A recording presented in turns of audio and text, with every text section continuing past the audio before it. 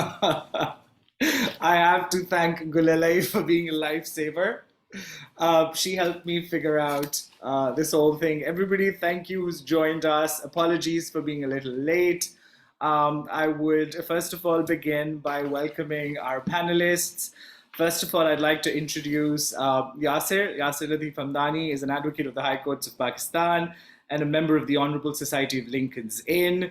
He was a visiting fellow at Harvard Law School's Human Rights Program for 2017-2018. Yasser is also author of a few books, including Jinnah Alive. He has been a columnist at the Daily Times, Dawn, Express Tribune, and one of his most notable and successful litigation pursuits have been the YouTube case where he managed to get YouTube unbanned in Pakistan. He's also a sort of outstanding, fantastic individual. I would encourage all of you to go and search this article that his wife wrote about him in Dawn about his fantastic personal journey. He's an inspirational person, a fearless advocate, and it's our true privilege and honor, Yasser, that you've joined us today. Thank you so, so much. Thank you for having me.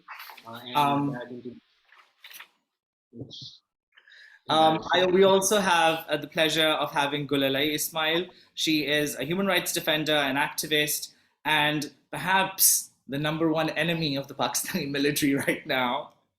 She has campaigned fiercely for human rights, has brought attention to rape and the discrimination and other abuses committed by the Pakistani security forces over the years. She now lives in exile in the US and is currently a Master's in Human Rights candidate at the Joseph Corbell School of International Studies. She has founded and runs the Aware Girls Foundation and is one of Malala Yousafzai's earliest mentors. She speaks openly and fearlessly for minority rights, including the rights of Pashtuns, Baloch, and Ahmadi people in Pakistan, and we are delighted to have her today amongst us.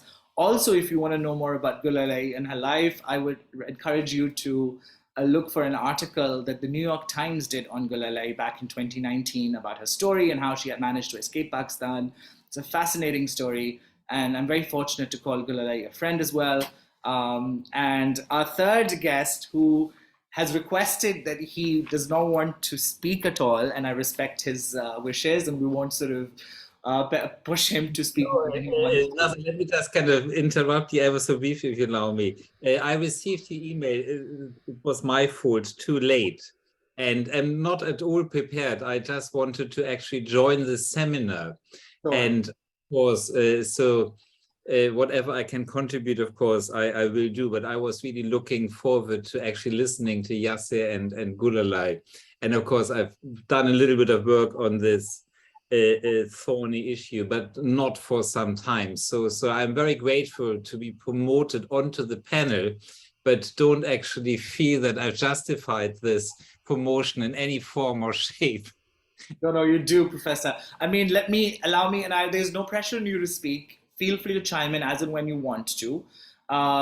I just wanted to promote you as a panelist because I think, as we found out, if you're an attendee, you're not able to speak or we're not able to see you at all. Is it okay if I give a brief introduction of yours to people who are watching right now? Yes, of course. Fantastic. So Professor Martin Lau is a professor of South Asian law at the School of Oriental and African Studies in the UK. He's the author of a book titled The Role of Islam in the Legal System of Pakistan. He's been a member of the Essex Court Chamber since 1997, and he specializes in the field of Islamic finance and South Asian law. He's held visiting academic appointments at Harvard Law School and at the Nagoya University, and is the editor-in-chief of the Yearbook of Islamic and Middle Eastern Law. Professor Martin Lau's work on Zahiruddin versus the State, which is the 1993 Supreme Court judgment upholding Ordinance 20, which criminalizes the daily lives of Ahmadis in Pakistan, is a landmark sort of legal work in this field that has been oft quoted by journalists and academics across the world in their studies. And I think it really brought to the fore the impact that Zahiruddin versus the State has had on the Pakistani jurisprudence. Before we just go into directly the questions, I don't want to keep the panelists away from you, and I don't want to give a lengthy introduction because I think it doesn't make any sense. I just wanted to give a brief background of why we are here today. It is, of course, the 48th anniversary of the Second Amendment to Pakistani Constitution. That's been more time than I've been around, for sure. So we, as you know, a lot of Ahmadis in Pakistan was, so to speak, born into this system where we already were deprived of our basic identity. And I think today, where Ahmadi rights stand, it's not just about religious persecution, it's become a question of identity and existence. Because Ahmadis have been turned into the enemies of the state, enemies of Islam, finality of prophethood, which is a euphemism now for anti-Ahmadi hate, is essentially a rally cry for national unity, especially in the Punjab, as we've seen recently, that now every marriage contract requires you to declare Ahmadis an imposter, confirm your faith in finality of prophethood. So the Second Amendment was originally passed because the Ahmadi question, so to speak, was a problem for the Pakistani state. Of course, the Ahmadis moved en masse from India to Pakistan. They migrated. Jinnah, the founder of Pakistan, had made them the promise that their fundamental rights will be protected, knowing very well that in mainstream Muslim, there was this very strong anti-Ahmadi discourse. Ahmadis were considered subversive politically and religiously. And the state did seem to protect Ahmadi rights in the beginning. 1953 was a case in point. The state intervened when there were anti-Ahmadi riots. There was an inquiry commission that was set up. But then what we saw with 1971, and ironically with the ushering in of democracy, was that this narrative within the extreme right that Ahmadis are subversive, they're enemies of the state, they should be declared non-Muslim, was co-opted by mainstream political party. Now, that led to the constitutional amendment in 1974, which said that Ahmadis are non-Muslim only for the purposes of law and constitution. But that was a dichotomy that was, I think, was apparent to everybody that it's not going to remain that way, because you cannot declare a community non-Muslim for the purposes of law and constitution when they profess to be Muslims. And I think that's the important thing here, to realize that Ahmadis are essentially Muslim. Their entire identity and faith is deeply rooted within Islam. I mean, growing up as an Ahmadi, I was not taught any other religion. So when the Supreme Court tells me to go and coin my own religion, where do I go? There is no Ahmadiyat without Islam. There is no Mirza Ghulam Ahmad without Prophet Muhammad. So the question here was that when the state did pass the Second Amendment and say, you are non-Muslim for the purposes of constitution and law, they actually probably didn't think it through, or did think it through and knew that eventually it's going to go to where it went to, which was Ordinance 20 in 1984, which criminalized Ahmadis professing themselves to be Muslim. So now when the state turns around and says that, you know what, Ahmadis are actually free to practice their religion, it begs the question, what religion though? They basically taken away their identity to be Muslims, and without their identity, Ahmadis are nothing. So I think when people say that Ahmadis are a minority, I disagree with that. I don't think so. Ahmadis are a minority. I think Ahmadis are in a very sort of unique position.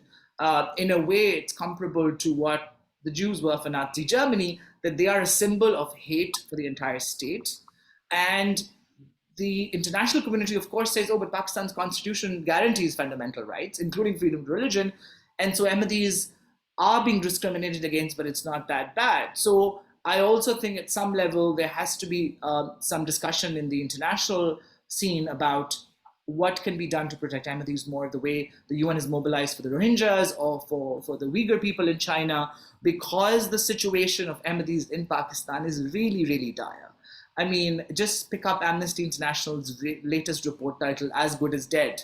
And it talks about the confluence of the blasphemy laws, the anti-Ahmadi laws, and the Islamization of society. Now, without further ado, I'll just like to get into my questions. My first question is for you, Yasir, and which is that the Ahmadi question, right, was that how do we deal with this community that claims to be Muslims but are not Muslim in the eyes of the mainstream? So they said, okay, let's pass this constitutional amendment. But that has not really settled the Ahmadi question, has it? Because the state continues to actually discriminate against the community. My question to you is, what does the Pakistani state want from Ahmadis? Do they want them to migrate back to India? Do they want them to disappear from the face of the earth? Do they want them to change their religion? Because that's not going to happen. What realistically do you think the Pakistani state expects the Ahmadis to do? The Pakistani state, not as much as the powers that be, and you know who I mean, they use this particular issue, whenever it is needed in terms of destabilizing a political government. That's what happened in 1970. That's what happened in 1953. But the thing with Khwaja Nazmuddin was that he was too close to Jinnah, and he's like, look, Jinnah said this, and I'm going to actually live by that, and I am not going to declare Ahmadis non-Muslim, because the thing was there in 53. This movement started. The movement to declare Ahmadis non-Muslim was already on the cards in 1953. It was just that because Jinnah had been so recent, and his promise and the fact that he had famously said that who am I to declare a person non-Muslim who professes to be a Muslim? That is the basic principle of self-identification that Jinnah, as a barrister, lawyer, as a person who had fought for human rights for so long, believed in. Now, on the other hand, if you think about it, this is the whole idea of Ahmadis being outside the pale of pale of Islam, as it were, is something. Their identification as a separate community is something that was first raised by Ilham Iqbal, in the 1930s. And at that time, there was actually, so you had Jinnah and Nehru on the other side saying, look, the state has no business being involved in deciding who's a Muslim, who's not, who's a Hindu, who's not. And you had Iqbal on the other side saying that there has to be Islamic solidarity and Ahmadis have to be outside it. So, in terms of your question, what does the state want? Now, again, it's not as much as the state as it is a political issue. So, for example, let me give you an example.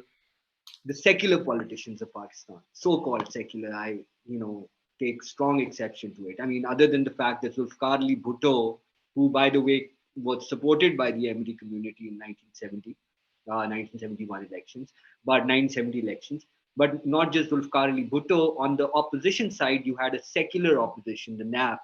You had Mr. Wali Khan, Bacha Khan's son, and Bacha Khan himself was alive.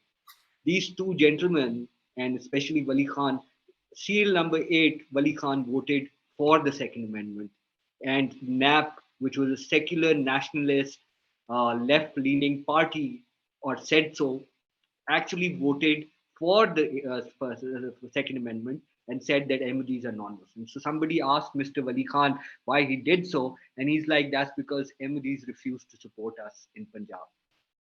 And these are actually the words of the so-called secular politician, and someone who's very well respected and seen as a bastion, of civil liberties and that sort of thing. So it's just become a popular discrimination. When Imran Khan was in trouble, he raised the issue of how he had done something which was anti-Ahmadi, right? I mean, in 2017, when the government was the PMLN government, what the PMLN government did, and this is very interesting, under pressure from the fact that Pakistan had signed and ratified the ICCPR, which is the International Covenant on Civil and Political Rights. Under that particular international treaty, it is Pakistan's responsibility to ensure electoral rights as well. So the PMLN government in 2017 tried to do was restore the Ahmadi rights by just saying that Ahmadis don't have to declare themselves non-Muslim when filling out the electoral form, the voting form, right? And that was Section 7B of the Election Act, or something like that.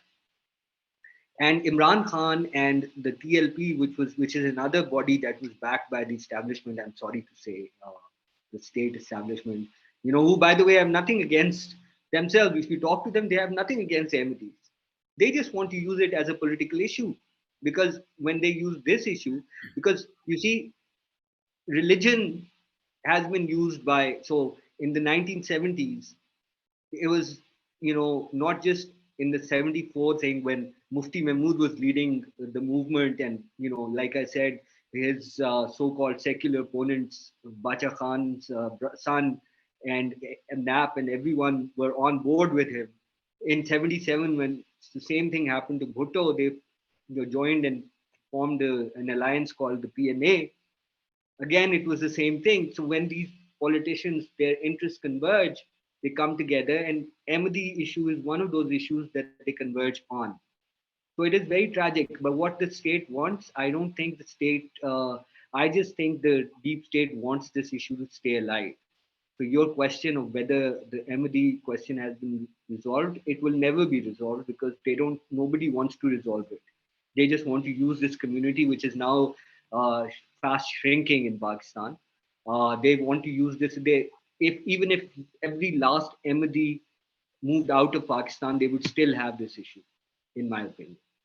They would still raise this issue. Thanks, Yasser. I'll come back to certain points that you've very interesting points that you've raised in that answer, but I'll first like to go to Gulalai and I'll ask you the same question. What does the Pakistani state want from the Ahmadis? Yasser seems to think they want to keep this issue alive because it gives them some political leverage. Religion sells, and this has become a passionate issue. It's easily, if you want to declare somebody an outcast, you call them an Ahmadi. I mean, the army chief was not spared. When his appointment was coming up, he was dubbed an Ahmadi. And that led to massive outrage. So my question is, yes, clearly this is an issue that the state wants to keep alive, but at what cost? And the question is that something's got to give somewhere, right? So where do you see this going?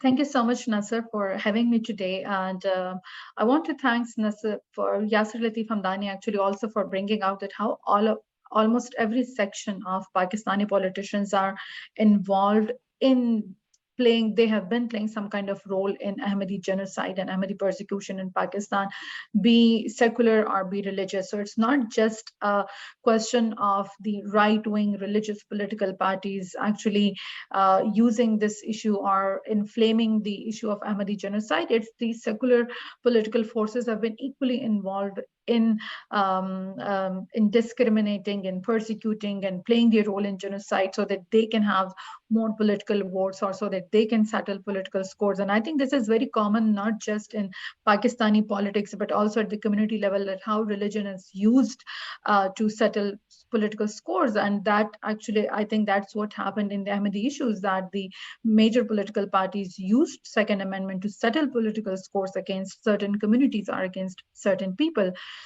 But going back on your question on like what Pakistani state want out of it, till when this persecution will continue, I think that the issue is much more deep rooted in the ideology of the country or how the ideology of Pakistaniyat has been shaped.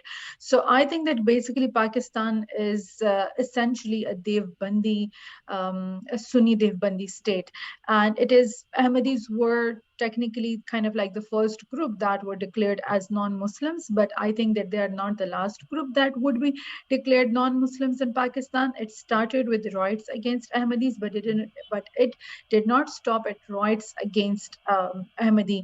The horizon of persecution, the horizon of genocide and riots actually expanded to other Muslim groups as well. For example, after Ahmadi Kafir, we heard Shia Kafir in Pakistan. After Kafir Qadiani, the next slogan was Shia Kafir, Shia Kafir. So I think that the problem is rooted in how the state has shaped it, how the state has shaped its ideology, and the outcasting of groups, declaring certain Muslim groups as non-Muslims, and then their genocide will continue until we come together and engage in a large dialogue on revising the social contract and the ideology of Pakistan. And we have to like come together and decide, do we want to continue as a Sunni Devbandi state? If we want to continue as a Sunni Devbandi state, then I think there will be groups, and the moment they have political power or even secular groups, they will use such kind of issues for their own political benefits. So I think that's where the problem is. The problem is in the foundation. The problem is in the foundation of the ideology of this country. That's very interesting. And that leads me to a follow-up question, also points that you made, Yasser, earlier, was that like, this is part of the politicization of religion in Pakistan, and it's easy to pick up one group, make them an outcast, dub them as the other, and then persecute them. And that serves you, right? It sort of serves you politically, it serves you in the concept of nation building, so to speak. Why was it easier to politicize the Ahmadi issue? Because what we have seen is since 1974, yes, there's riots, yes, there's discrimination, yes, there is political rhetoric, there's a lot of hatred against Shias, Ismailis, other minorities, but we haven't seen a part two, a sequel. so to speak, of the Second Amendment. We haven't seen an amendment to the Constitution declaring Shias. What was it about the Ahmadis that made them a soft target? Was it the fact that, and this is going back into history, and Yasser, you know history as well as anybody, that the Ahmadis did say that we are not during colonial times. A lot of it is perhaps also rooted in post-colonial psyche. In colonial times, the Ahmadis did align themselves with the British in a way, and then sort of that there was a lot of resentment around that as well, because Ahmadis were seen to be closer to the British, they were seen to be closer to colonial powers. And the question was that, do you think the number being small of the community was a factor? Do you think it was, I just want to know from you, how come the politicization of Ahmadis has solidified? And I mean, it's a good thing that it's not expanded to other communities, but why has it just solidified around the Ahmadis? Why was it easy to target them? Well, let me first say, just to begin, I think a historical analysis is very important of the situation. I don't think it's the foundation of Pakistan, by the way, that is responsible. Maybe, how it has become so after General Zia. The fact of the matter is that every single politician who voted for the Second Amendment, every single politician who voted for the Second Amendment was on the side of Congress party before partition. You can pick up the names, you can see that they were all allied with the Congress party to Gandhi and Nehru against the Pakistan movement, whether it was the Sumrod, whether it was Wali Khan, whether it was Mufti Mahmood, etc., etc. All these politicians were. So the foundation argument I respectfully disagree with. Now, coming to your question, and I think it's a very important question. In 1938, and it's the Shia Kafir thing, for example, in 1938, Majlis-e-Ehrar was a extremely rabid, it still is, by the way, it's still persisting, was an extremely rabid sectarian organization. Again, allied to the Congress party, because Congress party loved to take along rabidly religious parties for some reason. They started the Madhe Sahaba movement in Lucknow. So on the one hand, they started the Lucknow Madhe Sahaba movement, which is against Shias, targeted Shias in Lucknow. They also started the anti-Ahmadi movement in Punjab simultaneously. And this was their plank. And because Congress and Ehrar saw themselves as the vanguard of anti-British imperialism, and the other thing, of course, was the Ahmadis supported the Muslim League. That was something else that was, upsetting essentially to the mullahs or the religious parties, because remember, all the religious parties, Jamiyat-e-Ulama Hind, Majlis-e-Ehrar, and other smaller religious parties, all Muslim parties which were religious, were with the Congress. And they also opposed, because this was a doctrinal issue that went back to the 19th century, the whole messianic concept. You're an Ahmadi, you know this better. But the thing is that the claims that Mirza Ghulam Ahmad Saab made were contested heavily by the Sunni society. And I must disagree with my friend Gulai. It's Pakistan's majority is Barelvi, and Barelvis are actually more hardcore than Deobandis on the issue of Ahmadis, sadly. So that's the other issue. So I think in terms of why it was, I think the numbers were smaller. So Shia community is much bigger, and of course, Jinnah himself was a Shia, so that plays a part. But then Zafrullah Khan was an Ahmadi, and that didn't stop people from doing what they did. So I feel that the numbers were smaller than Shia's numbers, and in terms of Ismailis, and this was one of the issues that Jawaharlal Nehru raised when he was debating this issue with Allama Iqbal. What about the Ismailis? Aren't they considered heretics if you consider Ahmadis heretics? And Ismailis have invested a lot in terms of financial investments, and that is the only sort of logical logic that I can think of why Ismailis haven't been targeted, because some of their beliefs would be considered even more heterodox than the Ahmadi beliefs.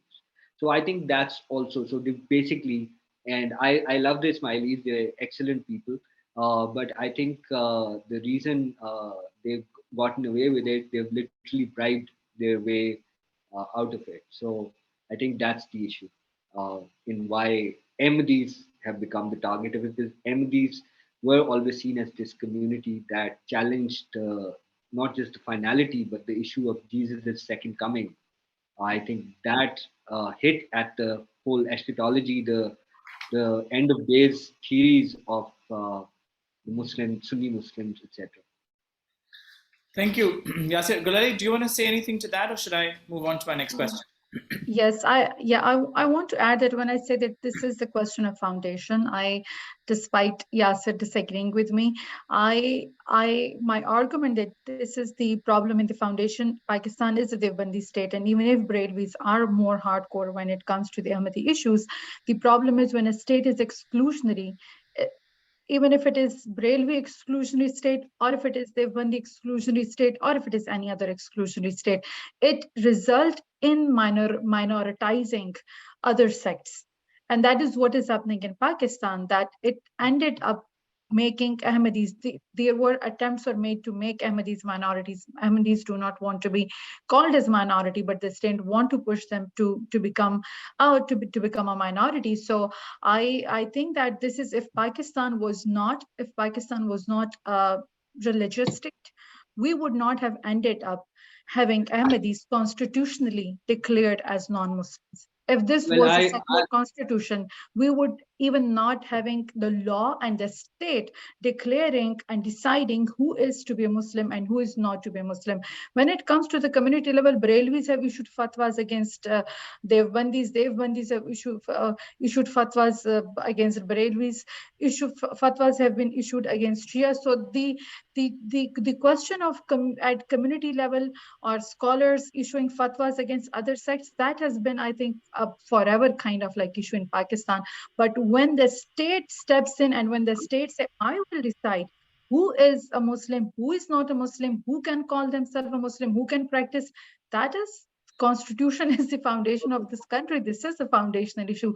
This is a constitutional issue. This is a state level issue. Can I add something here? Go ahead. First of all, none of the founding fathers of Pakistan were Deobandi.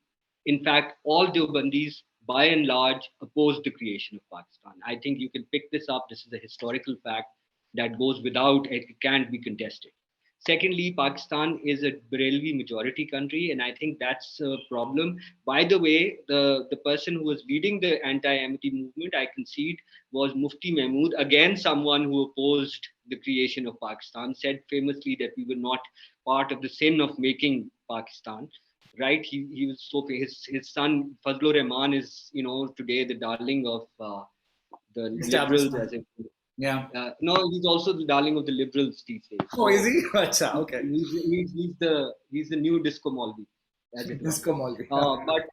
But the thing is, the fact of the matter is that you can't say the foundation, and I completely agree that Pakistan should be a secular state. And I must say, I know it's not a fashionable statement to make, both for our certain section of our liberals as well as the right-wing religious parties. That to say this, but I'll tell you as an author and a renowned one for that matter. I'm sorry to toot my own horn.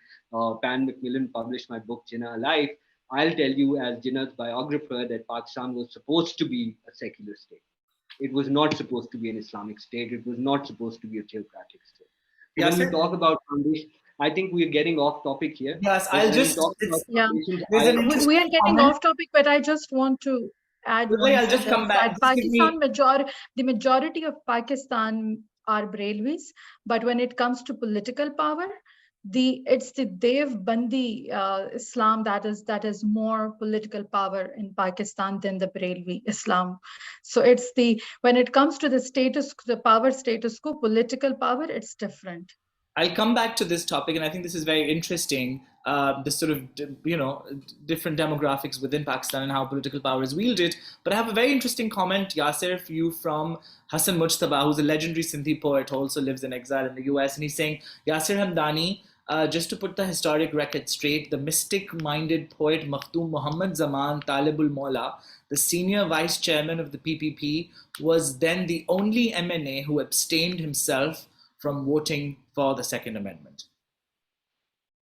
That's an interesting fact that I didn't even know. We also have... You have to check. Yes, it's a very interesting fact that I didn't know. Thank you, Hassan, for that. That's really appreciated. We also have in the audience somebody who's written a very interesting book about the Second Amendment, Ali Usman Kasmi, sorry. And Ali has written this article called Beyond the Second Amendment as well, which basically says that if we were to take the Second Amendment to its logical conclusion, what that would mean basically is that the state would end up banning Ahmadis as an organization in Pakistan. And I think that the state doesn't do that right now. So from the outside, if you look at the Ahmadi issue, apparently Ahmadis have the fundamental right. They are not banned. They don't have the same status as the Uyghurs have in China or the Rohingyas have in Burma because the state lets them be. But in fact, all the systematic legal apartheid that exists does amount to banning the Ahmadis to exist as a religious group. And so I just want to talk to both of you about that. Do you think that in the future we could see, because the state has achieved its purpose, right? It's discriminating against the Ahmadis, it's using it as a political issue. Where do we see this going in terms of the rights of ordinary Ahmadis in Pakistan who are suffering, who cannot stay in their homes, who have to either migrate to Rabwa or who have to get out of Pakistan? And the space is essentially shrinking. As growing up as an Ahmadi in Pakistan, I can tell you, um, being an Ahmadi and walking around is being you're like a sitting duck. You're a target. You could be, anything can happen to you at any time. And the worst thing is somebody around you could hurt you. A disgruntled colleague or somebody who doesn't like you because of the way your face is shaped could throw an allegation of blasphemy on you, and you could go to jail for that. And one of my closest friends right now is in jail, and we've spoken to about that, Yasser and Golai, both of you, on ridiculous charges. So my question to you is, for the ordinary Ahmadi, who may be not as rich, who may not be as educated, who may not fit the stereotype of what people think Ahmadis to be, what future do they have in Pakistan? Because from the external community's perspective, you can go and live in Rabwa. Well, I think first of all, I mean, no community should be forced into living in what is essentially a ghetto. Then, if you think about it, because that's what you're doing. You're pushing Ahmadis into a silo, and then the very idea that it's surrounded by religious extremists of all kinds, and they can come and attack at any time. So I think that it is a very scary situation. Now let's take it up on. So there was a recent judgment by Sayyid Mansoor Ali Shah of Really the sharp. Supreme Court. Yeah. Yeah, and I think that was a step forward in terms of, he said that Ahmadis should be allowed to practice their religion freely, etc. And just by saying that, he's become a target. In terms of he's painted a target on his back. Look, on the long enough timeline, and I love this quote. I think uh, President Obama once said it, but it's someone else's, that the arc of history is long, but it bends towards justice. I think that on a long enough timeline, this issue will be resolved. It's not going to be resolved, sadly, tragically, not in our lifetimes.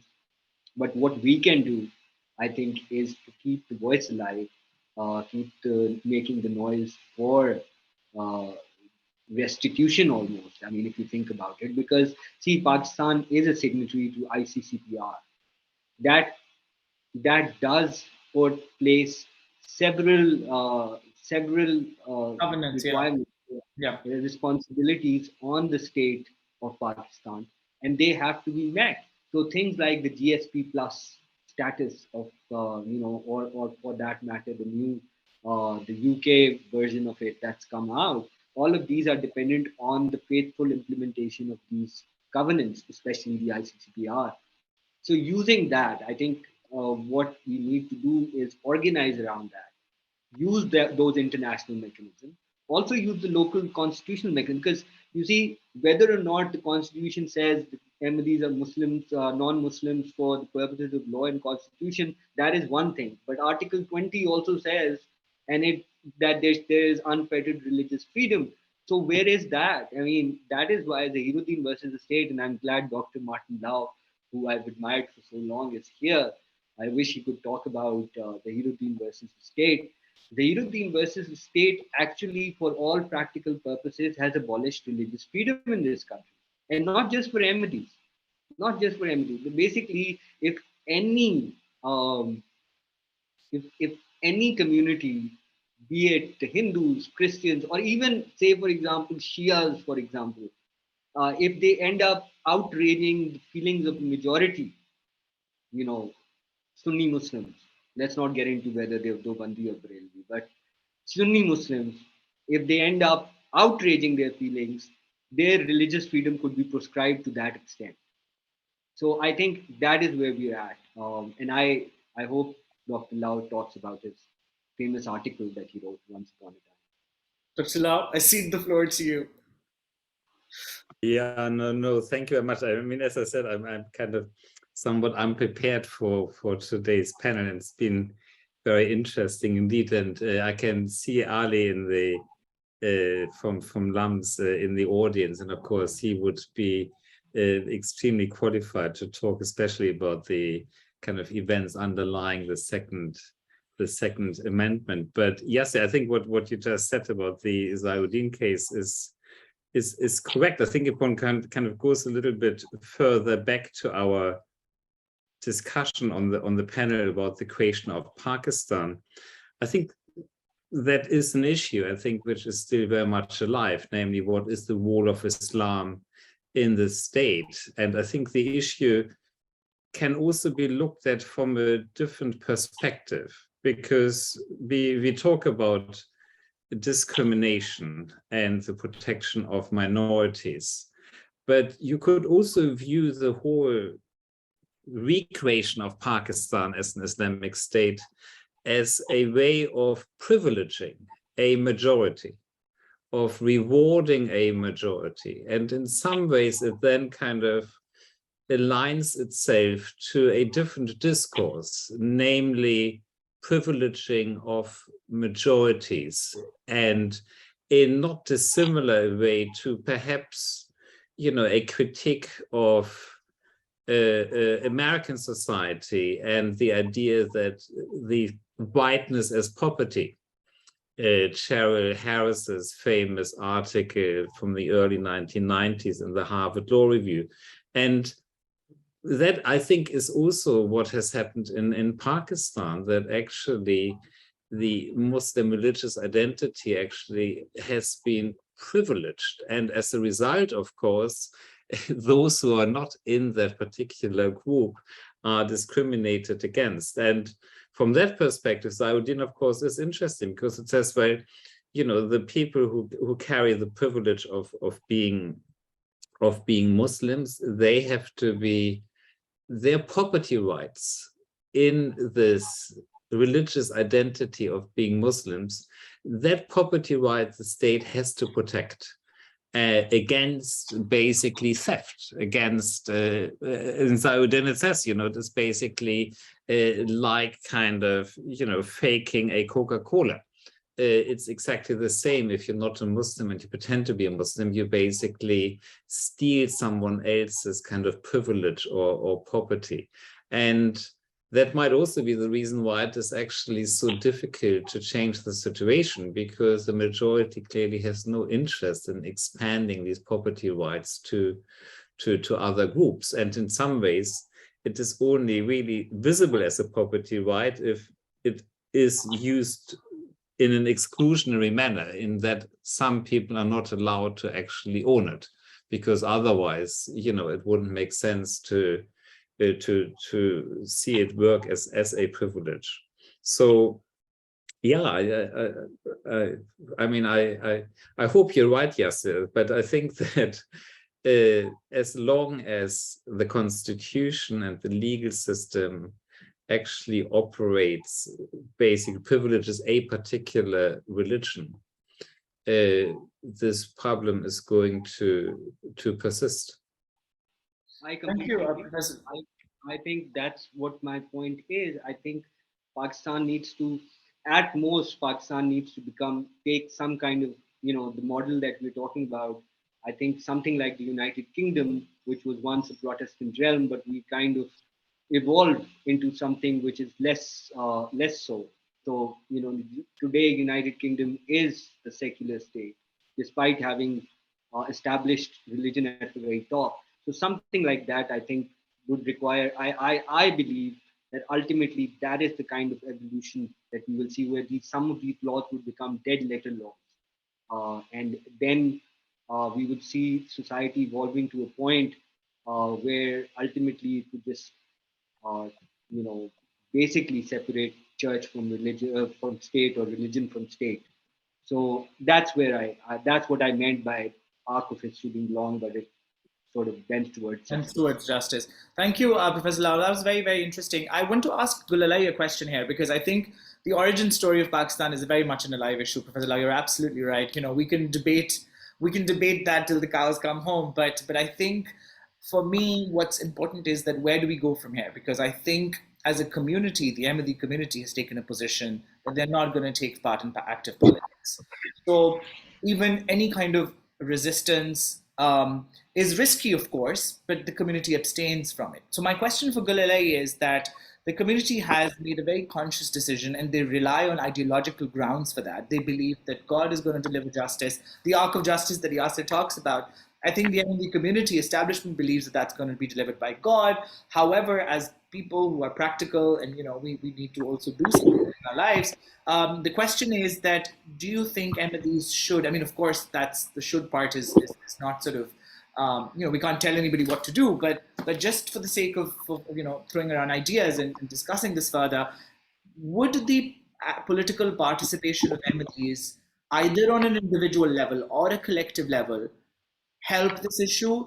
Gulalai, and then Yasser, I'll come to you with the same question. So Nasser, I think that where do we go from here? First of all, I think that we need the level of leader, Islamic leader, as Maududi was, and who was involved in the riots, that level of leader to come forward and to actually condemn Ahmadi persecution in Pakistan. So we need, first of all, I think we need leaders within the Islam, within the some Islamic scholars who can come forward, and not just from any one sect, but actually from literally from every other sect, powerful Islamic religious leaders to come forward and condemn this genocide of Ahmadis, and to provide kind of an ideological, philosophical level of guidelines to the communities, because I think that the kind of damage that has been done, it cannot just be reversed with one kind of or other kind of campaign or one kind of policy change, because even at this stage, even if you change the law at this stage, the hatred has spread so much at the community level that even if there is no law against Ahmadis, even if you change Second Amendment, the harm has already been done at the like I grew up in a Pakistan where Ahmadis had already been declared non-Muslims. I grew up in Pakistan where even if an Ahmadi would read a Quran, they are kind of like they're apostates and they should be killed, or they should be sent to jail. So there are at least two generations in this country who grew up with the ideology that yes, Ahmadis are apostates and they should be condemned, they should be killed. It's okay to destroy their graves, it's okay to destroy their mosques, it's okay to destroy their homes. So that is why, even though I, as a secular person, I believe that now religious leaders have to come forward with a consensus. They have to work with the communities at a very philosophical and ideological level to bring this shift. That is one kind of change that I think is really, really important. And if the religious scholars, if they remain silent on the persecution, they are playing, even if they're not part of the persecution, but if they are staying silent, they are actually letting this violence happen. Second, I think that in generally Pakistan needs a revised social contract. It needs a revised social contract where no one should be a minority. I think the problem with Pakistan is that the privileged one want everyone else to be a minority. They are willing to give them the rights of minority, but here we do not. People do not like, even as an ethnic minority. I don't want to be treated as an ethnic minority. I want to be as an equal in this country. I do not want the rights of minority. I want the rights of equals. So second, like the kind of social contract revision that is needed, no one should be a minority. This country belongs to everyone. Everyone have the rights to have rights, and everyone have the rights to have equal rights. That is the second change that is, I think, the bigger change that is needed in Pakistan. And third, when you said that Ahmadi community in itself they believe in help from God. So as I said, that I'm not in any position to comment on what a community believes. However, I do believe that why should I put the blame or the responsibility on a community that is already going through genocide? They would, what, like, for them it might be a survival strategy. If they want to be apolitical at this stage, if they do not want to be involved, it might be a survival strategy for them. So I think that the responsibility on raising voice against this genocide kind of is placed on people who are more privileged, not on the survivors. So I think that it is, as someone who come from a Sunni background, even if I'm non-religious, but I am privileged in certain ways. So I think it is the responsibility of people like me, people like us who are more privileged, to actually come forward and make sure that we are speaking out. Not just speaking out. Speaking out is like the bare minimum. Organizing, building movements, pushing the change. Like, speaking out is the bare minimum. Are we organizing movements? That is the question. How are we shifting the narratives? What kind of change we are making at the policy level and at the community level? And number fourth, I think that people who are in exile, like Ahmadi community, which is in exile, they may be in a better position to play some kind of role in organizing movement in the exile. There are many examples around the world where the exiled communities have actually built and organized their movement, and they have been able to project some change in their communities. So these are my four, like, way forward suggestions. Thank you. Yasser, same question to you. I think Gololai makes a fair point. We cannot put the pressure and the blame on the community that's persecuted, that you should organize yourself politically. But having said that, yes, internationally, people living in exile can do whatever they can. But do you think a presence on the ground in Pakistan of the community, their participation in mainstream discourse, would help? Well, not just the community. Like Kulalai said, I completely agree with everything that she said, especially about the privileged people having, one tries. That's why one tries so hard, because I see this particular issue as being a central point in terms of what is wrong with Pakistan's idea of citizenship. Remember, Pakistan's citizenship is open to all people of all faiths according to the Citizenship Act. But the fact is, this is the one major blot that creates all the problems, as Professor Rao said. It privileges one community, and not just one community, but also one particular sect within the community over others. So I think that is there. Now, your question is very interesting. I think, and I've thought about it for a while, whether or not having political participation of Ahmadi community would be helpful. I personally feel, I think I completely respect the fact that Ahmadis have refused to give in to the requirement of declaring themselves non-Muslim in order to vote. I mean, that's the real purpose of sort of the reason why it's there is to make Ahmadis accept that they're non-Muslims, which is a position that they will never accept, and one respects them. However, if that was to go away, as it should under the ICCPR, ultimately that has to go away, provided the next Imran Khan doesn't get up and tries to throw a spanner in the works. That has to go. If that goes, then Ahmadi participation in politics can actually be very useful. Not just in Rabwa, where they have an overwhelming majority, but because they don't vote, the seats go to other communities or other people, and I completely agree, by the way, I should say that citizenship, I think it's about being Pakistani or citizen of this country, and equal rights as citizens, not just as a minority. So the fact is, if MDs could organize, they could grab that seat, and then there would be other pockets in other places of Pakistan. Eventually Ahmadis could at some point make a bigger alliance with sort of some of the progressive political parties, say, and that's something that, would be done.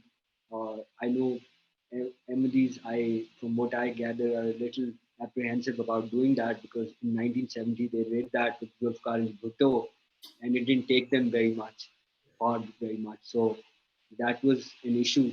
But also with the minorities, the religious minorities. I know Ahmadis don't want to be part of the religious minority, and we don't want the idea of religious minorities. But as religious minorities exist today, the Christians, the Hindus, the 4%, 4 to 5, I mean, 4%, I think, is deliberate underreporting of the figure, but 4% or more should band together and form a single solid block, which should then argue not just at a state or provincial levels and federal level, and then internationally. So I think there is a lot of scope for political participation and starting a movement, like Gulalai said. There's a movement that needs to be started, but that movement will come through political mobilization. But the first step, of course, is that we have to implement the ICCPR. And for that, I think the community, as well as the friends of the community and people who actually care about Pakistan becoming a fairer and more egalitarian state, you know, need to get out, especially in the exile, need to go to the UN and invoke the ICCPR and say that this is what's happening in Pakistan and this should be an organized movement that can then turn things around. Yasir, while we have Professor Lau here, I just wanted to ask a question, and I'll come to you. Is that, you mentioned the Mansoor Ali Shah judgment earlier, and I've read it, and it's a very interesting judgment, actually. Just, do you think, in a way, it makes a dent into Zahiruddin versus the state? I know Zahiruddin was a five-bench judgment. This is 2 members, or a single member, perhaps. I don't know. But do you think, in some way, is this because Sadr Hussain Jilani's judgment in 2014 also did sort of pave the way for the creation of the Commission for Minorities, all of that. But I think this is more jurisprudentially relevant. So I want your thoughts on that. Do you think this Mansoor Ali Shah judgment could take away from the atrocity that's Zahiruddin versus the state?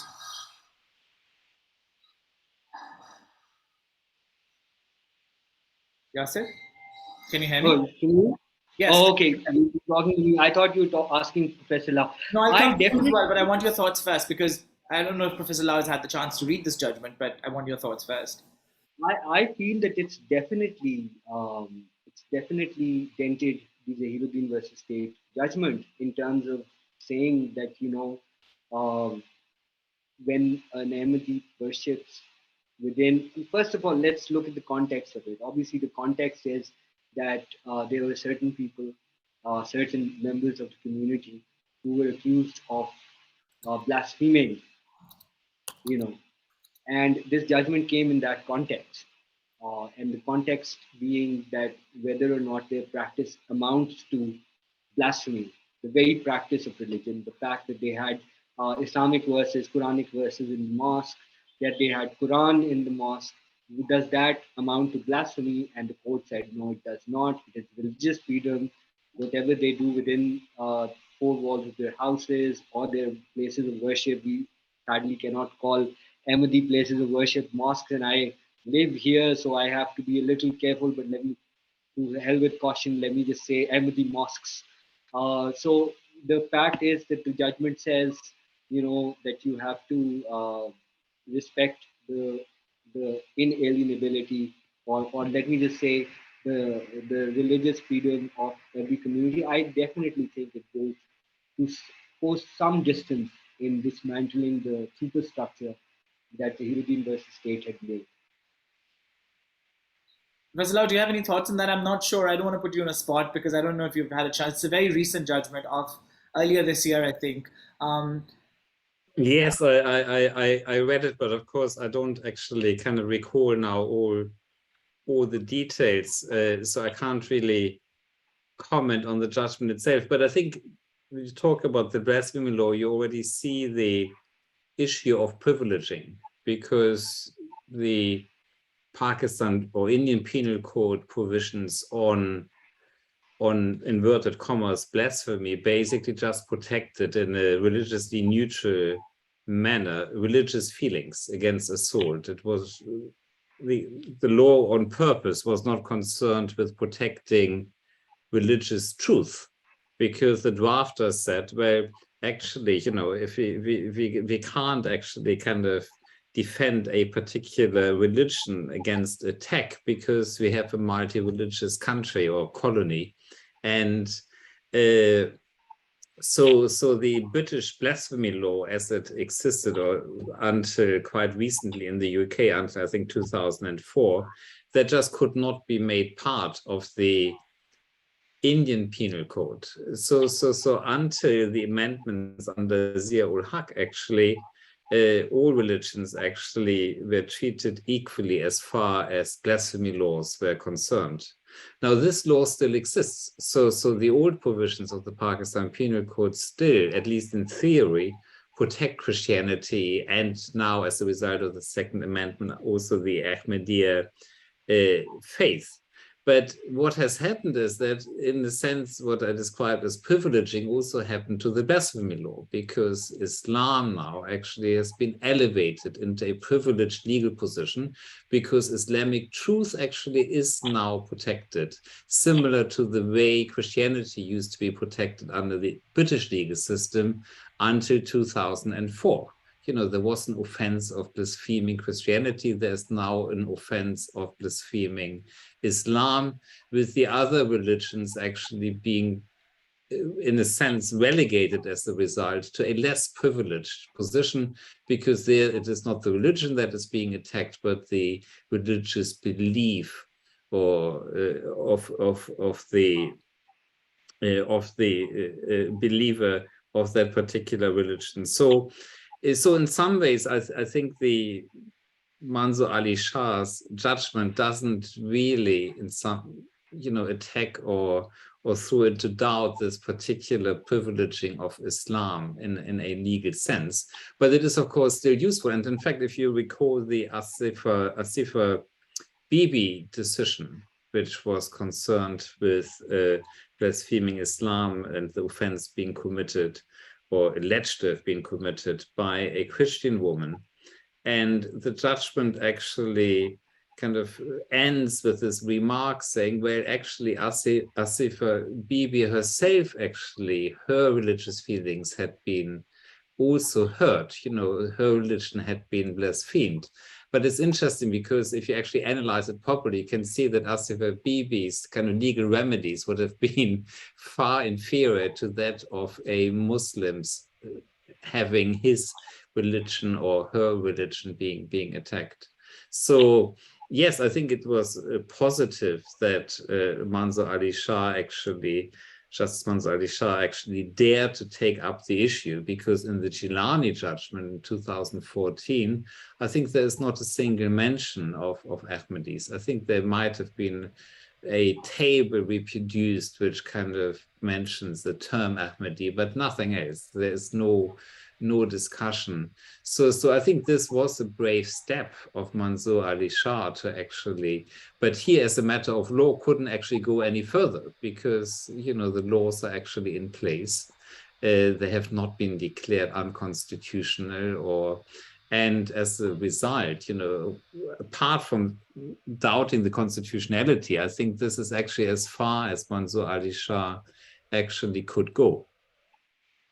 Thank you. I think, yes, absolutely. I think it is, the problem is much deeper. It probably is a little bit of a dent, but what we need is somebody kind of rummaging through and making room for sort of this privileged position, as you talk about, to be changed, and every citizen having equal rights, as opposed to the mainstream Muslim majority having more rights than others. Gulalai, I'm conscious that you have to take a flight, but before you go, do you want to say something, because we have a few questions as well? Do you want to say something in terms of the topic today, or just the Second Amendment generally, or the discussion that we were just having about? Yes. Yes, thank you. So yeah, I have to take a flight, but I have some time before I leave for airport. So so first, I just kind of like adding to the discussion that is happening now. I think that we in Pakistan, one of the other issue that has caused to the increased suffocation in the previous decades is, of course, the way our education system has been designed. There is literally like lack of critical thinking skills. There is no freedom of expression. The kind of education system does not allow you to think. The education system does not allow you to question anything.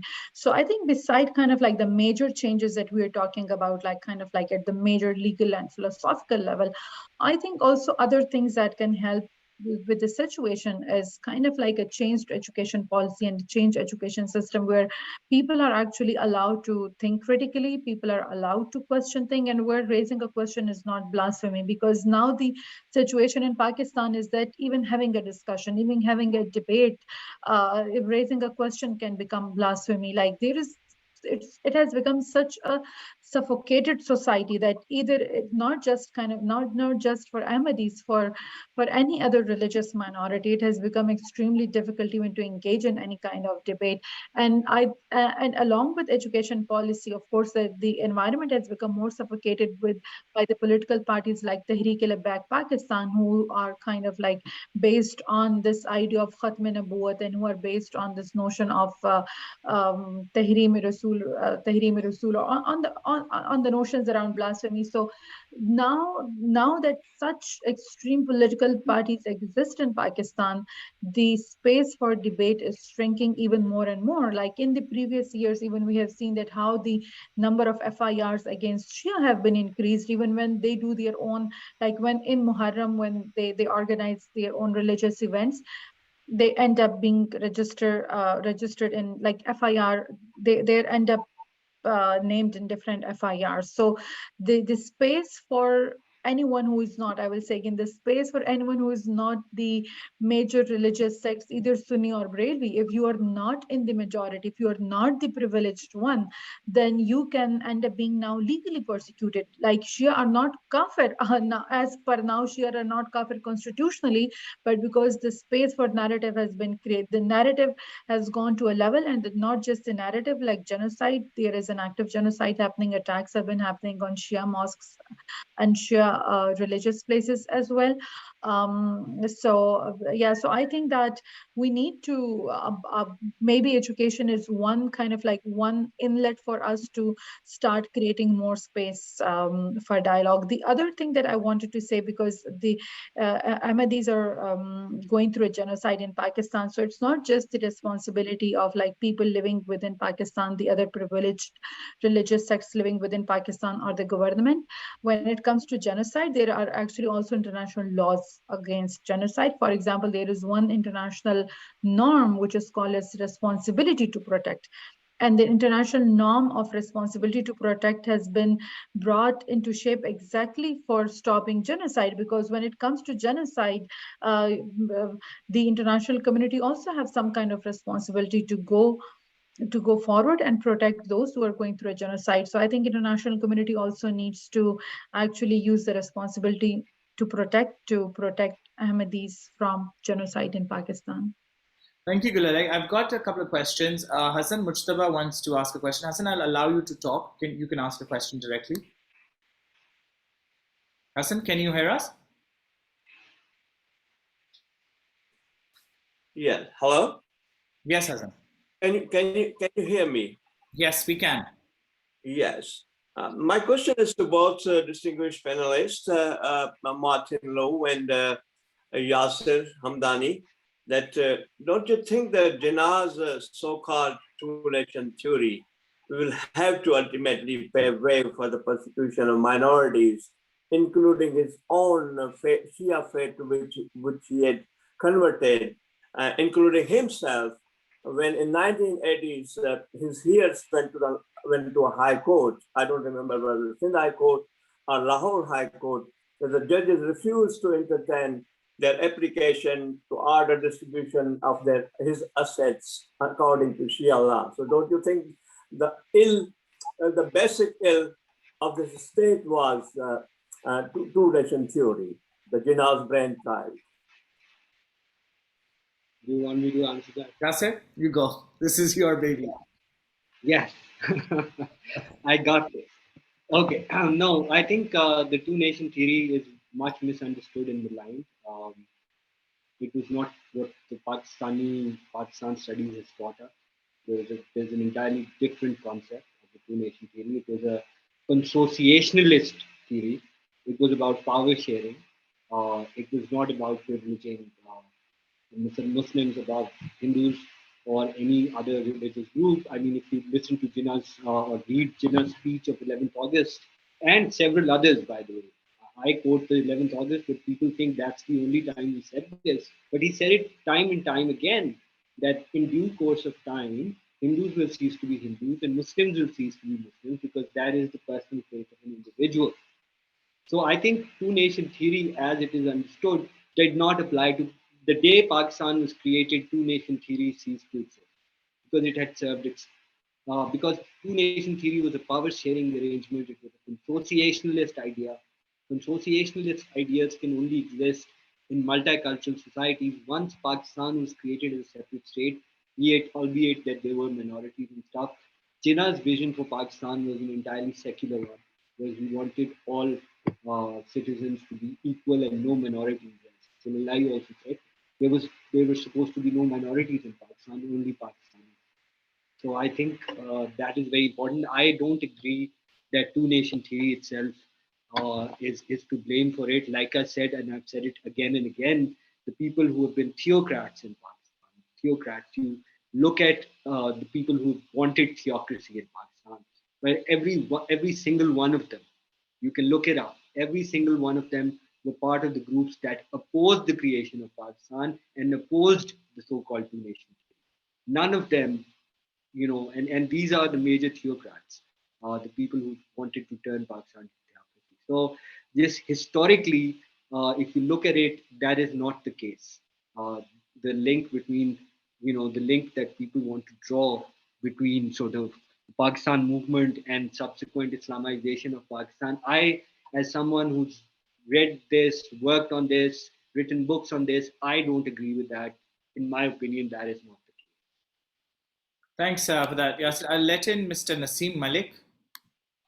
Can I just add to what Yasser just said, because I thought it was very interesting, and I think it is still relevant. And I myself have kind of looked a little bit at kind of Jinnah's kind of legal case for the creation of Pakistan, and I think it's an interesting one, because in the creation or in the demand for Pakistan, Jinnah's negotiation position was that actually Pakistan needed to be created in order to protect Muslims to end up in living in a Hindu theocracy. And so his and the Muslim League's official position was not that Pakistan had to be created as an Islamic state, but that Pakistan had to be created in order to enable Muslims not to live in a Hindu theocracy. And for that reason, as a legal proposition, he could not make any promises about the shape of Pakistan's future constitution. Because whenever he accused Nehru and Gandhi of wanting to establish a Hindu state, they always came back to him and said, no, we will not. India is going to be secular. We are going to give full protection to minorities, religious freedom, and so on. And Jinnah's response was always, well, you might promise this now, but once India is a sovereign state, all these previous promises will not bind you. And of course, this is correct as a matter of international law, and this was the result of the India Independence Act. From the 15th of August, 1947, both these dominions were fully independent, and whatever Nehru had promised, actually, as a matter of law, was not any longer binding, because the whole idea of sovereignty and independence meant that from the 15th of August, 1947, both states could do whatever they wanted to do. So Jinnah basically knew this and said, well, if I promise my Muslim followers a theocratic Islamic state, then Gandhi and Nehru will get back to me and the British government and will say, well, if you can make a promise about the future constitution of Pakistan, then of course Gandhi and Nehru are as entitled to make promises about the future of the Indian constitution. And for that reason, he always kind of very consciously refused to say anything about Pakistan's future constitution. So it is for the people of Pakistan to decide, but he then also, as Yasser said, would always add, well, Islam is tolerant. I don't expect there to be a theocracy, but in the end, it's for the Pakistani people to decide. And I think once Pakistan was created, it was a bit of an ambiguous situation, and I think an uncomfortable one, because the Indian constitution was being drafted, and it was drafted as a secular document. It was actually in a shape as Jinnah, as Nehru and Gandhi and so on had promised it would be. And I think then it was difficult for Pakistan's constitution to also be secular, because then it would have been exactly the same as the Indian one. There would have been actually no justification for the creation of Pakistan at all, because with India being secular, the whole argument that you needed Pakistan because India was going to be a Hindu theocracy, of course, wasn't holding anymore. And I think for that reason, actually, the Objectives Resolution, which is in some ways a carbon copy of the Indian Objectives Resolution, just with Islam sprinkled in, had to be drafted. There was no choice, because otherwise there would have been no difference whatsoever between India and Pakistan. And you saw this in small kind of aspects. So after independence, Jinnah was invited by Mountbatten to be the president of an exhibition of art at the Victoria and Albert Museum. And Jinnah initially refused and said, well, you know, the exhibition was supposed to call kind of art from India and Pakistan. And Jinnah wrote a letter saying he objected because India should be called Hindustan. You know, he was never happy that India actually was allowed to retain the name India. He wanted it to be called Hindustan. And so as Yasser said, Jinnah clearly didn't make any. I think I would go as far as to say, well, Jinnah didn't promise anything. He didn't promise a secular state or anything. He basically said it's for the people to decide. That's very interesting. I know, Gulala, you raised your hand. Do you want to comment on this first, or should I take the question first? I would like to comment first. Naseem Saab, please wait for a few more minutes. We'll just have... Yes, because I just want, because I want to comment about the Jinnah and the foundation of Pakistan and the history. I love that no conversation about Ahmadis is complete about talking about Jinnah. We eventually go back to Jinnah and what he wanted. I think we should now talk about what because of my comment that I made initially. Now it's about where in the foundations. Yes, Gulala, you I want to say that it doesn't matter what Jinnah said in the beginning or the end, if he wanted a secular state or if he did not wanted a secular state. When you make a laboratory for Islam, then experiments will happen in the laboratory of Islam. Then please don't overspeak at me now. That's a fake quote. All I'm pointing out is that that quote was never. You can always don't let me finish, and you always have the right to disagree with whatever I have to say. So anyways, I want to say that when you make a laboratory for Islam, then there will always be some people who will be guinea pigs in this laboratory, and such kind of experiments will kind of happen when you make a country and you are not even clear about kind of like how you are going, what will be the uniting threads among the people, how people, on what basis people will consider themselves as part of this country, what will be Pakistaniyat. So I think that because there was so much confusion even at the beginning that what will be Pakistaniyat, there was actually a lot of vacuum and space for people to maneuver that, and whoever kind of like had more power, they were able to maneuver the Pakistaniyat and Pakistani identity in that direction. Because like in 1947, was there an agreement in these 4 or 5 provinces or places which were to become Pakistan? Was there an agreement on what will be Pakistaniyat, what will kind of like keep them as one? So, and that is why that even from the beginning, the idea of Pakistaniyat has been based on curbing the indigenous identities, curbing whatever indigenous identity is. And you see so much like Pakistaniyat, you see so much being anti-Indian in this basic identity of Pakistan. So do opposite of whatever India is doing, as Martin pointed out to this, to the constitution, that because India made a secular constitution. So if you make a secular constitution, what is the difference in between the two countries? What is the justification of being? So yeah, I think that You know, no matter how many nice speeches were made in the beginning or at the end, you made a country without actually having an idea about what will be a collective identity of this country, what will keep people together in this country. And Yasir, I'm sure you're dying to answer this, but I'll just No, take no, the I'm not. question from It's Naseem not that. Saab. No, no, hang on for a second. The things Just that Yasir, 1 second. Naseem Saab has been waiting in the Islam waiting. comment is very unfortunate. It was never, Jinnah never made that comment, and the date that this was invented by General Zia's regime, and the date that it's said to be, Jinnah was actually in Karachi, and they say he said it in Peshawar. So it's actually a fake quote as far as Jinnah is concerned. Similar Now, things are said about the statement that Jinnah has made about that Pakistan is a secular state. Similar, no, they say kind of like no. there are so. That's all of that. No, hang on. Like you said, that is a speech that is part of the record, not just in Pakistan, but it is part of the Indian Constituent Assembly's record because they adopted it and they said Yasir, this is you what. cannot deny the fact that Pakistan is not a secular state. You cannot deny the fact that the way Pakistan was formed, it would not have ended up in a secular state. The way Pakistan was made, was made by the feudals of Pakistan, it was destined. The Pakistan was destined to become what it is These are now. fashionable statements, Gulalai. No, these are not fashionable statements. These are not fashionable statements.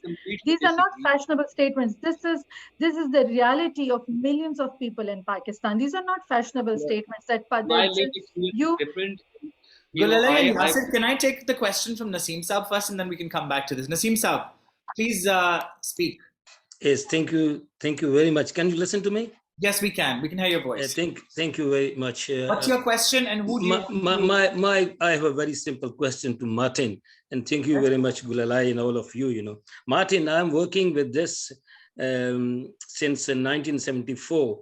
I started from Germany, and now I'm living in Sweden and working with the International Human Rights Committee. Lastly, we attended the ministerial conference, and then in USA, United, everywhere. My simple question is, how long Ahmadis has to wait for the basic civil right as promised by the United Nations, European Union, all these, because coordinately, I have asked this question from Heiner Benefeld, Ahmad Shahid, and many others, that they have interfered in many countries, that the basic human rights, democratic rights should be given, and they have done it, through the European Union, all this, But how long we have to wait, when they want to do something, they have done it. But how long this way, running in the corridors of the United Nations, of the Geneva, in Washington, Ahmadis has to, now it's just like they're begging for it, for their life, The situation has gone bad to worse. Just today, they are from the TLP, as they said, they were out in the streets, not in the Jhelum in Lahore also, to just demolish the Ahmadiyya mosques there, So this is happening. Everyone, not from Pakistan, I'm not talking from Pakistan, international community, what is their behavior, from the last 40 years? 40 years, their institutions banned, all the other institutions. This was promised to us, to International Human Rights Committee by the Pakistani law minister, by Shiri Mazari, also from the United Nations, that very soon they have deposited their money, their institutions will be back. All the other institutions, Christians, Hindus, Sikhs, institutions were given back. But Ahmadis institutions still. So how long? Thank you very much. How long Ahmadis has to wait and beg for all this, their basic human right, voting right, to pray, to call themselves whatever they are? Absolutely. Naseem Saab, I appreciate your question. Thank you for a very impassioned question. Let me remind you that Professor Martin is not Pakistani. He's not responsible for what the Pakistani state does. So he can... No, he's not Pakistani as the international. I'm saying as for international. Absolutely, absolutely. Professor Lau? Well, I mean, it's really a question which I cannot answer. I mean, I very much sympathize with Nasim Malik Saab's comments, but I think he touches on an important point, namely that, of course, the international dimension cannot be neglected. And as Gulalai said, that is also one area where perhaps, progress could reasonably be made. And we already, there is a certain kind of almost schizophrenia for instance, in the UK. So if you look at the country guidance cases, for instance, on the persecution of Ahmadis from British courts, they could not be more sharply and critically formulated and phrased. So these decisions are, very, very critical of the legal situation in Pakistan. But to what extent it actually influences UK foreign policy or its relation to Pakistan, of course, is uncertain.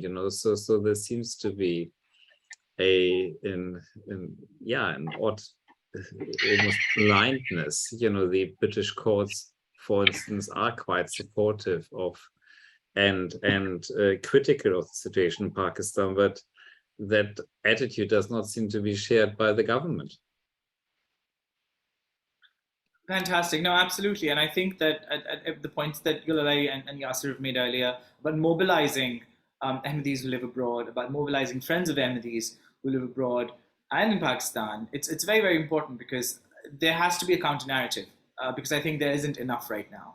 And it has to be twofold. It has to be domestic and international, because I think the UN needs to step in and give more recognition to Ahmadis. I think Ahmadis should be declared an endangered community, the way they've done for Rohingyas, and that would expedite the resettlement of Ahmadis in other countries, which is not an economic migration. I think people forget many a times that Ahmadis who have to uproot their lives and settle abroad, it's not a walk in the park for them. It's very, very difficult to leave a country behind that you actually migrated to in the first place, and within the next generation you have to migrate again.